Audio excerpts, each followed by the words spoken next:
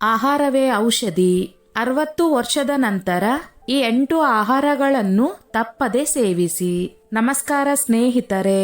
ವಯಸ್ಸಾದಂತೆ ನಮ್ಮ ದೇಹವನ್ನು ಔಷಧಿಗಳಿಂದ ಅಲ್ಲ, ಬದಲಿಗೆ ಅಡುಗೆ ಮನೆಯಲ್ಲಿ ದೊರೆಯುವ ಕೆಲವು ವಿಶೇಷ ಆಹಾರಗಳಿಂದ ಕಾಪಾಡಿಕೊಳ್ಳಬಹುದು ಎಂಬುದನ್ನು ನಿಮಗೆ ಗೊತ್ತೇ? ಹೌದು, ಇಂದು ನಾವು 60 ವರ್ಷವನ್ನು ದಾಟಿದವರಿಗೆ ಯಾವ ಆಹಾರಗಳು ವರದಾನವಾಗಬಹುದು ಎಂಬುದನ್ನು ತಿಳಿಸಲಿದ್ದೇವೆ. ಈ ಮಾಹಿತಿಯು ನಿಮ್ಮ ಆರೋಗ್ಯವನ್ನು ಸುಧಾರಿಸುವುದರ ಜೊತೆಗೆ ನಿಮ್ಮ ಜೀವನಕ್ಕೆ ಹೊಸ ಚೈತನ್ಯವನ್ನು ತುಂಬುತ್ತದೆ. ಈ ವಿಡಿಯೋ ಕೊನೆಯವರೆಗೂ ನೋಡಿ, ಏಕೆಂದರೆ ಇದು ನಿಮಗೆ ತುಂಬಾ ಉಪಯುಕ್ತವಾಗಲಿದೆ. ಸ್ನೇಹಿತರೆ, ಅದಕ್ಕೂ ಮೊದಲು ನನ್ನದೊಂದು ಕಳಕಳಿಯ ವಿನಂತಿ. ಎಷ್ಟೋ ಜನ ವಿಡಿಯೋ ನೋಡುತ್ತೀರಿ, ಆದರೆ ಲೈಕ್ ಮಾಡುವುದನ್ನು ಮರೆತು ಬಿಡುತ್ತೀರಿ. ದಯವಿಟ್ಟು ಲೈಕ್ ಮಾಡಿ, ನಿಮ್ಮ ಅನಿಸಿಕೆ ಅಭಿಪ್ರಾಯಗಳನ್ನು ಕಮೆಂಟ್ ಮಾಡುವ ಮೂಲಕ ತಿಳಿಸಿ. 60 ವರ್ಷವನ್ನು ದಾಟಿದ ನಂತರ ದೇಹದಲ್ಲಿ ಹಲವಾರು ಬದಲಾವಣೆಗಳು ಕಾಣಿಸಿಕೊಳ್ಳುತ್ತವೆ. ಮೊದಲು ಗಂಟೆಗಟ್ಟಲೆ ಮಾಡುತ್ತಿದ್ದ ಕೆಲಸಗಳು ಈಗ ಕೆಲವೇ ನಿಮಿಷಗಳಲ್ಲಿ ದಣಿವನ್ನು ಉಂಟು ಮಾಡುತ್ತದೆ. ಮೂಳೆಗಳ ಗಟ್ಟಿತನ ಕಡಿಮೆಯಾಗುತ್ತದೆ, ಜೀರ್ಣಕ್ರಿಯೆ ದುರ್ಬಲವಾಗುತ್ತದೆ ಮತ್ತು ಸಣ್ಣ ಪುಟ್ಟ ರೋಗಗಳು ಮತ್ತೆ ಮತ್ತೆ ಕಾಡತೊಡಗುತ್ತವೆ. ಕೆಲವೊಮ್ಮೆ ದೇಹವು ಮೊದಲಿನಂತೆ ಸಹಕಾರ ನೀಡದಂತೆ ಭಾಸವಾಗುತ್ತದೆ. ಇಂತಹ ಸಂದರ್ಭದಲ್ಲಿ ಜನರು ಸಾಮಾನ್ಯವಾಗಿ ಔಷಧಿಗಳ ಮೊರೆ ಹೋಗುತ್ತಾರೆ. ಆದರೆ ಆಯುರ್ವೇದದ ಒಂದು ಅಮೂಲ್ಯ ಸೂತ್ರವೆಂದರೆ ಆಹಾರವೇ ಔಷಧಿ. ಅಂದರೆ ಸರಿಯಾದ ಆಹಾರ ಸೇವನೆಯಿಂದ ಔಷಧಿಗಳ ಅಗತ್ಯವೇ ಕಡಿಮೆಯಾಗುತ್ತದೆ. ಈ ನಿಯಮ ವೃದ್ಧರಿಗೆ ಇನ್ನು ಮುಖ್ಯವಾಗುತ್ತದೆ. ಈಗ 60 ವರ್ಷದ ನಂತರ ಯಾವ ಆಹಾರಗಳನ್ನು ನಿಯಮಿತವಾಗಿ ಸೇವಿಸಿದರೆ ದೇಹವನ್ನು ಆರೋಗ್ಯವಾಗಿ ಇಟ್ಟುಕೊಂಡು ಮೂಳೆಗಳನ್ನು ಗಟ್ಟಿಗೊಳಿಸಿ ಜೀವನವನ್ನು ಚೈತನ್ಯಮಯವಾಗಿ ಇಡಬಹುದು ಎಂಬುದನ್ನು ಸಂಪೂರ್ಣವಾಗಿ ತಿಳಿದುಕೊಳ್ಳೋಣ. 1. ಹಾಲಿನ ಉತ್ಪನ್ನಗಳು. ಮೂಳೆಗಳಿಗೆ ಶಕ್ತಿ, ಜೀರ್ಣಕ್ಕೆ ಸಾಂತ್ವನ.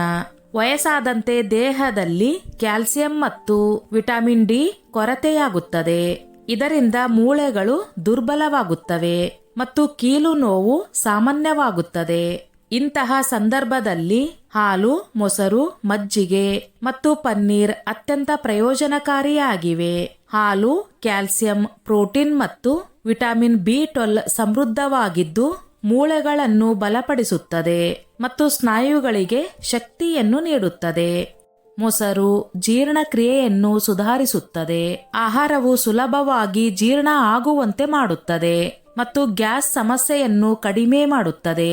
ಮಜ್ಜಿಗೆ ಒಳಗಿನ ಶಾಖವನ್ನು ಶಮನಗೊಳಿಸುತ್ತದೆ ಮತ್ತು ಆಮ್ಲೀಯತೆ ಅಂದರೆ ಆಸಿಡಿಟಿಯಿಂದ ರಕ್ಷಣೆ ನೀಡುತ್ತದೆ. ಸಲಹೆ: ಪ್ರತಿದಿನ ಬೆಳಗ್ಗೆ ಅಥವಾ ರಾತ್ರಿ 1 ಗ್ಲಾಸ್ ಬೆಚ್ಚಗಿನ ಹಾಲನ್ನು ಕುಡಿಯಿರಿ. ಮಧ್ಯಾಹ್ನದ ಊಟದೊಂದಿಗೆ 1 ಬಟ್ಟಲು ಮೊಸರನ್ನು ಸೇವಿಸಿ ಮತ್ತು ವಾರಕ್ಕೆ ಕನಿಷ್ಠ 2 ಬಾರಿ ಪನ್ನೀರನ್ನು ಸೇವಿಸಿ. 2. ಮೆಂತ್ಯಕಾಳು ಬಹುಮುಖಿ ಔಷಧಿ. ವೃದ್ಧರಲ್ಲಿ ಸಾಮಾನ್ಯವಾಗಿ ಮಧುಮೇಹ, ಕೀಲು ನೋವು, ಮಲಬದ್ಧತೆ ಮತ್ತು ಗ್ಯಾಸ್ ಸಮಸ್ಯೆಗಳು ಕಾಣಿಸಿಕೊಳ್ಳುತ್ತವೆ. ಇವೆಲ್ಲಕ್ಕೂ ಪರಿಹಾರವಿದೆ. ನೆನೆಸಿದ ಮೆಂತ್ಯದ ಬೀಜಗಳಲ್ಲಿ ರಾತ್ರಿ 1 ಚಮಚ ಮೆಂತ್ಯ ಕಾಳುಗಳನ್ನು ನೀರಿನಲ್ಲಿ ನೆನೆಸಿ ಬೆಳಗ್ಗೆ ಖಾಲಿ ಹೊಟ್ಟೆಯಲ್ಲಿ ಅದನ್ನು ನೀರಿನೊಂದಿಗೆ ಚೆನ್ನಾಗಿ ಜಗಿದು ತಿನ್ನಿರಿ. ಇದು ರಕ್ತದ ಸಕ್ಕರೆಯನ್ನು ನಿಯಂತ್ರಿಸುತ್ತದೆ, ಕೀಲು ನೋವು ಮತ್ತು ಊತವನ್ನು ಕಡಿಮೆ ಮಾಡುತ್ತದೆ ಹಾಗೂ ಮಲಬದ್ಧತೆ ಮತ್ತು ಗ್ಯಾಸ್ ಸಮಸ್ಯೆಗಳಿಂದ ರಕ್ಷಣೆ ನೀಡುತ್ತದೆ. ಆಯುರ್ವೇದದಲ್ಲಿ ಮೆಂತ್ಯವನ್ನು ಚಮತ್ಕಾರಿ ಔಷಧಿ ಎಂದು ಪರಿಗಣಿಸಲಾಗಿದೆ. ಇದು ವೃದ್ಧರಿಗೆ ಅತ್ಯಂತ ಉಪಯುಕ್ತವಾಗಿದೆ. 3. ನೆಲ್ಲಿಕಾಯಿ ಯೌವನದ ರಸಾಯನ.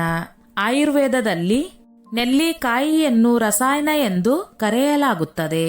ಅಂದರೆ ದೇಹವನ್ನು ದೀರ್ಘಕಾಲ ಯೌವನದಿಂದ ಕೂಡಿದಂತೆ ಮತ್ತು ಆರೋಗ್ಯವಾಗಿ ಇಡುವಂತಹ ಒಂದು ಪದಾರ್ಥ. ನೆಲ್ಲಿಕಾಯಿಯಲ್ಲಿ ವಿಟಮಿನ್ ಸಿ, ಆಂಟಿ ಆಕ್ಸಿಡೆಂಟ್ಗಳು ಮತ್ತು ಕಬ್ಬಿಣದ ಅಂಶ ಸಮೃದ್ಧವಾಗಿದೆ. ಇದು ರೋಗ ನಿರೋಧಕ ಶಕ್ತಿಯನ್ನು ಬಲಪಡಿಸುತ್ತದೆ, ಕಣ್ಣಿನ ದೃಷ್ಟಿಯನ್ನು ಸುಧಾರಿಸುತ್ತದೆ, ಚರ್ಮವನ್ನು ಕಾಂತಿಯುತವಾಗಿರಿಸುತ್ತದೆ. ಜೀರ್ಣಕ್ರಿಯೆಯನ್ನು ಉತ್ತಮಗೊಳಿಸುತ್ತದೆ, ಕೂದಲು ಉದುರುವುದನ್ನು ತಡೆಯುತ್ತದೆ ಮತ್ತು ಯಕೃತ್ತನ್ನು ಶುದ್ಧೀಕರಿಸುತ್ತದೆ. ಸಲಹೆ: ಪ್ರತಿದಿನ ಬೆಳಗ್ಗೆ 1 ಚಮಚ ನೆಲ್ಲಿಕಾಯಿ ಮುರಬ್ಬ, ಚೂರ್ಣ ಅಥವಾ ರಸವನ್ನು ಸೇವಿಸಿ. 4. ಸಜ್ಜೆ ಮತ್ತು ರಾಗಿ ಪೌಷ್ಟಿಕತೆಯ ಆಗರ. ವಯಸ್ಸಾದಂತೆ ದೇಹಕ್ಕೆ ಹೆಚ್ಚಿನ ಪ್ರೋಟೀನ್, ಫೈಬರ್ ಮತ್ತು ಕ್ಯಾಲ್ಸಿಯಂ ಒದಗಿಸುವ ಆಹಾರದ ಅಗತ್ಯವಿರುತ್ತದೆ. ಸಜ್ಜೆ ಮತ್ತು ರಾಗಿ ಇವೆರಡೂ ವೃದ್ಧರಿಗೆ ಸಂಪೂರ್ಣ ಪೌಷ್ಟಿಕತೆಯನ್ನು ನೀಡುವ ಅಮೂಲ್ಯ ಆಹಾರಗಳಾಗಿವೆ. ಸಜ್ಜೆ ದೇಹವನ್ನು ತಂಪಾಗಿಡುತ್ತದೆ ಮತ್ತು ಶಕ್ತಿಯನ್ನು ಒದಗಿಸುತ್ತದೆ. ವಿಶೇಷವಾಗಿ ಬೇಸಿಗೆಯಲ್ಲಿ ಇದು ತುಂಬಾ ಉಪಯುಕ್ತವಾಗಿದೆ. ರಾಗಿ ಕ್ಯಾಲ್ಸಿಯಂನ ಉತ್ತಮ ಮೂಲವಾಗಿದ್ದು ಮೂಳೆಗಳ ಗಟ್ಟಿತನಕ್ಕೆ ಅತ್ಯಗತ್ಯ. ರಾಗಿಯು ಮಧುಮೇಹಿಗಳಿಗೂ ಉಪಯುಕ್ತವಾಗಿದೆ, ಏಕೆಂದರೆ ಇದು ರಕ್ತದ ಸಕ್ಕರೆಯ ಮಟ್ಟವನ್ನು ನಿಯಂತ್ರಿಸುತ್ತದೆ. ಸಲಹೆ: ಬೆಳಗ್ಗೆ ಖಾಲಿ ಹೊಟ್ಟೆಯಲ್ಲಿ ರಾಗಿ ಹಿಟ್ಟಿನ ಗಂಜಿ ಅಥವಾ ಸಜ್ಜೆಯ ಶರ್ಬತ್ ಕುಡಿಯಿರಿ. 5. ತುಪ್ಪ ಕೀಲುಗಳಿಗೆ ಚೈತನ್ಯ, ಮೆದುಳಿಗೆ ತೀಕ್ಷ್ಣತೆ. ಇಂದಿನ ದಿನಗಳಲ್ಲಿ ಜನರು ತುಪ್ಪವನ್ನು ದಪ್ಪವಾಗುವಿಕೆ ಅಥವಾ ಕೊಲೆಸ್ಟ್ರಾಲ್ಗೆ ಕಾರಣವೆಂದು ತಪ್ಪಾಗಿ ಭಾವಿಸಿ ತಿನ್ನಲು ಹಿಂಜರಿಯುತ್ತಾರೆ. ಆದರೆ ಆಯುರ್ವೇದದ ಪ್ರಕಾರ ದೇಸಿ ತುಪ್ಪ ವೃದ್ಧರಿಗೆ ಅತ್ಯಂತ ಉಪಯುಕ್ತವಾಗಿದೆ. ಇದು ದೇಹಕ್ಕೆ ಶಕ್ತಿಯನ್ನು ನೀಡುತ್ತದೆ, ಜೀರ್ಣಕ್ರಿಯೆಯನ್ನು ಬಲಪಡಿಸುತ್ತದೆ, ಕೀಲುಗಳಿಗೆ ಲವಲವಿಕೆಯನ್ನು ತರುತ್ತದೆ ಮತ್ತು ಸ್ಮರಣ ಶಕ್ತಿ ಮತ್ತು ಬುದ್ಧಿಶಕ್ತಿಯನ್ನು ತೀಕ್ಷ್ಣಗೊಳಿಸುತ್ತದೆ. ಸಲಹೆ: ದಿನಕ್ಕೆ 1 ರಿಂದ 2 ಚಮಚ ದೇಸಿ ತುಪ್ಪವನ್ನು ನಿಮ್ಮ ಆಹಾರದಲ್ಲಿ ಸೇರಿಸಿಕೊಳ್ಳಿ. 6. ಒಣಗಿದ ಹಣ್ಣುಗಳು ಮತ್ತು ಬೀಜಗಳು ಆರೋಗ್ಯದ ಟಾನಿಕ್. ಬಾದಾಮಿ, ಒಣದ್ರಾಕ್ಷಿ, ಗೋಡಂಬಿ, ಅಗಸೆ ಬೀಜ, ಕುಂಬಳಕಾಯಿ ಬೀಜ ಮತ್ತು ಚಿಯಾ ಬೀಜಗಳು ವೃದ್ಧರಿಗೆ ಟಾನಿಕ್ನಂತಿವೆ.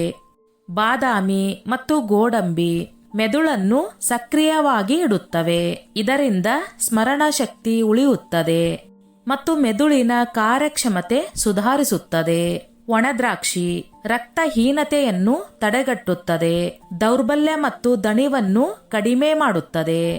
ಬೀಜಗಳು ಅಗಸೆ ಬೀಜ ಮತ್ತು ಚಿಯಾ ಬೀಜಗಳಲ್ಲಿ ಒಮೆಗಾ 3 ಕೊಬ್ಬಿನಾಮ್ಲಗಳಿವೆ. ಇವು ಹೃದಯದ ಆರೋಗ್ಯಕ್ಕೆ ಅತ್ಯಗತ್ಯವಾಗಿವೆ ಮತ್ತು ದೇಹದ ಊತವನ್ನು ಕಡಿಮೆ ಮಾಡುತ್ತವೆ.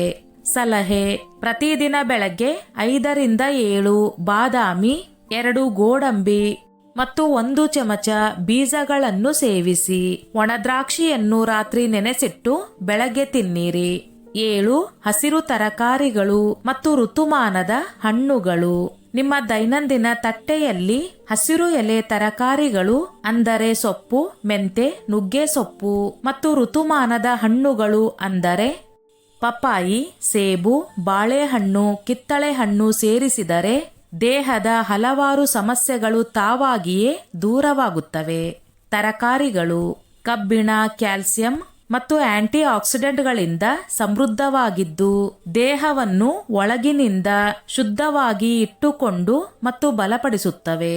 ಹಣ್ಣುಗಳು ಫೈಬರ್ನಿಂದ ಕೂಡಿದ್ದು ಮಲಬದ್ಧತೆಯಿಂದ ರಕ್ಷಣೆ ನೀಡುತ್ತವೆ ಮತ್ತು ದೇಹವನ್ನು ಹಗೂರವಾಗಿರಿಸುತ್ತವೆ. ಸಲಹೆ: ದಿನಕ್ಕೆ 1 ಬಟ್ಟಲು ಹಸಿರು ತರಕಾರಿ ಮತ್ತು 2 ರಿಂದ 3 ಋತುಮಾನದ ಹಣ್ಣುಗಳನ್ನು ತಿನ್ನಿರಿ. 8 ಅರಿಶಿನ ಮತ್ತು ಶುಂಠಿ ಸಾಮಾನ್ಯ ಆದರೆ ಚಮತ್ಕಾರಿ. ಅರಿಶಿನ ಮತ್ತು ಶುಂಠಿ ಎಂಬ 2 ಅಡುಗೆಯ ಸರಳ ವಸ್ತುಗಳು ವೃದ್ಧರಿಗೆ ಚಮತ್ಕಾರಿ ಔಷಧಿಗಳಂತಿವೆ. ಅರಿಶಿನ ಇದರಲ್ಲಿರುವ ಕರ್ಕ್ಯೂಮಿನ್ ಒಂದು ಶಕ್ತಿಶಾಲಿ ಉರಿಯ ವಿರೋಧಿ ಗುಣವನ್ನು ಹೊಂದಿದ್ದು ದೇಹದ ಊತ ಮತ್ತು ಕೀಲು ನೋವನ್ನು ಕಡಿಮೆ ಮಾಡುತ್ತದೆ. ಶುಂಠಿ ಜೀರ್ಣಶಕ್ತಿಯನ್ನು ಹೆಚ್ಚಿಸುತ್ತದೆ ಮತ್ತು ಕೆಮ್ಮು, ನೆಗಡಿಯಂತಹ ಸಾಮಾನ್ಯ ಸಮಸ್ಯೆಗಳಿಂದ ರಕ್ಷಣೆ ನೀಡುತ್ತದೆ. ಸಲಹೆ: ಬೆಳಗ್ಗೆ 1 ಗ್ಲಾಸ್ ಬೆಚ್ಚಗಿನ ನೀರಿನಲ್ಲಿ ಅರ್ಧ ಚಮಚ ಅರಿಶಿನ ಮತ್ತು 1 ಚಮಚ ಜೇನು ತುಪ್ಪವನ್ನು ಬೆರೆಸಿ ಕುಡಿಯಿರಿ. ಚಹಾದಲ್ಲಿ ಶುಂಠಿಯನ್ನು ಸೇರಿಸಿ ಅಥವಾ ಶುಂಠಿಯ ಕಷಾಯವನ್ನು ಕುಡಿಯಿರಿ. ಇನ್ನು ಕೆಲವು ಸಲಹೆಗಳು: ಖಾಲಿ ಹೊಟ್ಟೆಯಲ್ಲಿ ಇರಬೇಡಿ. ವಯಸ್ಸಾದಂತೆ ಕೆಲವೊಮ್ಮೆ ಹಸಿವು ಕಡಿಮೆಯಾಗುತ್ತದೆ, ಆದರೆ ದೀರ್ಘಕಾಲ ಖಾಲಿ ಹೊಟ್ಟೆಯಲ್ಲಿ ಇರುವುದು ದೇಹಕ್ಕೆ ಹಾನಿಕಾರಕ. ಪ್ರತಿ 3-4 ಗಂಟೆಗೊಮ್ಮೆ ಹಣ್ಣುಗಳು, ಒಣಗಿದ ಹಣ್ಣುಗಳು ಅಥವಾ ಸೂಪ್ನಂತಹ ಹಗೂರವಾದ ಆಹಾರವನ್ನು ಸೇವಿಸಿ. 2. ನೀರನ್ನು ಸಾಕಷ್ಟು ಕುಡಿಯಿರಿ. ವಯಸ್ಸಾದಂತೆ ಬಾಯಾರಿಕೆಯ ಭಾವನೆ ಕಡಿಮೆಯಾಗುತ್ತದೆ, ಆದರೆ ದೇಹಕ್ಕೆ ನೀರಿನ ಅಗತ್ಯವು ಹಾಗೇ ಇರುತ್ತದೆ. ದಿನಕ್ಕೆ 8-10 ಗ್ಲಾಸ್ ನೀರನ್ನು ಕುಡಿಯಿರಿ. 3. ಉಪ್ಪು ಮತ್ತು ಸಕ್ಕರೆಯನ್ನು ಸೀಮಿತಗೊಳಿಸಿ. ಹೆಚ್ಚಿನ ಉಪ್ಪು ಮತ್ತು ಸಕ್ಕರೆಯ ಸೇವನೆಯಿಂದ ರಕ್ತದೊತ್ತಡ ಮತ್ತು ಮಧುಮೇಹದಂತಹ ಸಮಸ್ಯೆಗಳು ಉಂಟಾಗುತ್ತವೆ. ಇವುಗಳನ್ನು ಸೀಮಿತವಾಗಿ ಬಳಸಿ. ಒಟ್ಟಾರೆ ಹೇಳುವುದಾದರೆ 60 ವರ್ಷವನ್ನು ದಾಟಿದ ನಂತರ ದೇಹದ ಶಕ್ತಿ ಸ್ವಲ್ಪ ಕಡಿಮೆಯಾಗುತ್ತದೆ. ಆದರೆ ಸರಿಯಾದ ಆಹಾರವನ್ನು ಔಷಧಿಯಂತೆ ಬಳಸಿಕೊಂಡರೆ ಔಷಧಿಗಳ ಮೇಲಿನ ಅವಲಂಬನೆಯನ್ನು ಕಡಿಮೆ ಮಾಡಬಹುದು. ಮೇಲೆ ತಿಳಿಸಿದ ಆಹಾರಗಳನ್ನು ನಿಮ್ಮ ದೈನಂದಿನ ಆಹಾರದಲ್ಲಿ ಸೇರಿಸಿಕೊಳ್ಳಿ. ಇದರಿಂದ ನಿಮ್ಮ ದೇಹವು ಬಲಿಷ್ಠವಾಗಿರುವುದರ ಜೊತೆಗೆ ಮನಸ್ಸು ಸಂತೋಷವಾಗಿರುತ್ತದೆ. ಆಹಾರವೇ ಔಷಧಿಯಾಗಬಲ್ಲದು, ಆದರೆ ಔಷಧಿಗಳು ಎಂದಿಗೂ ಆಹಾರದ ಸ್ಥಾನವನ್ನು ತುಂಬಲಾರವು. ಇಂದಿನಿಂದಲೇ ಈ ಅಮೂಲ್ಯ ಆಹಾರಗಳನ್ನು ನಿಮ್ಮ ತಟ್ಟೆಯಲ್ಲಿ ಸೇರಿಸಿಕೊಂಡು ಆರೋಗ್ಯಕರ, ದೀರ್ಘ ಮತ್ತು ಚೈತನ್ಯಮಯ ಜೀವನದತ್ತ ಒಂದು ಹೆಜ್ಜೆ ಇಡಿ. ಸ್ನೇಹಿತರೆ, ಈ ನನ್ನ ಮಾಹಿತಿ ನಿಮಗೆ ಇಷ್ಟವಾಗಿದ್ದಲ್ಲಿ ದಯವಿಟ್ಟು ಶೇರ್ ಮಾಡಿ, ಲೈಕ್ ಮಾಡಿ ಮತ್ತು ಸಬ್ಸ್ಕ್ರೈಬ್ ಮಾಡಿ.